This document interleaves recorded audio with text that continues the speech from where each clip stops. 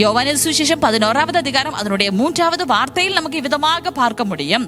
மார்த்தாள் மரியாள் என்பவர்கள் 2 பேரும் இயேசுவினிடத்திலே ஆமென் ஆட்களை அனுப்பி, ஆண்டவரே நீர் சிநேகித்திருக்கிறவன் வியாதியாய் இருக்கிறான் என்று ஆமென் சொல்லுவதே. அந்த இடத்தில் லாசருவை குறித்து சொல்கிறதான ஒரு வார்த்தை என்ன? ஆமென், இயேசு சிநேகிக்கிறவன் என்று சொல்கிறது. இன்றைக்கு நீங்கள் உங்களை குறித்தாகவே விதமாக சொல்ல முடியுமா?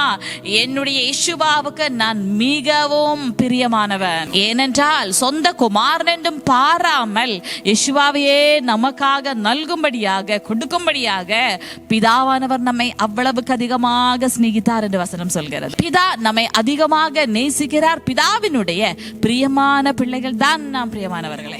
உங்களுடைய பிதாவாகிய தேவனோட ஒரு அடிமைத்தனத்தினுடைய உறவல்ல ஆமென் உங்களுக்கு வேண்டியது ஒரு பிதா குமாரன் உறவு உங்களுக்கு பிதாவோடு உண்டாவதாக.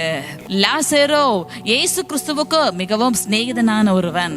இந்த நாளில் மற்றவர்கள் உங்களை குறித்து இவ்விதமாக சாட்சி கொடுக்கிற அளவுக்கு ஒரு உறவுக்கு வர வேண்டும் என்று சொல்லி எத்தனை பேர் மெய்யாகவே வாஞ்சிக்கிறீங்க? இந்த நாளில் உங்களையே அர்ப்பணிங்க, ஒன்று ஜெபிக்க ஆரம்பித்து விடுங்க.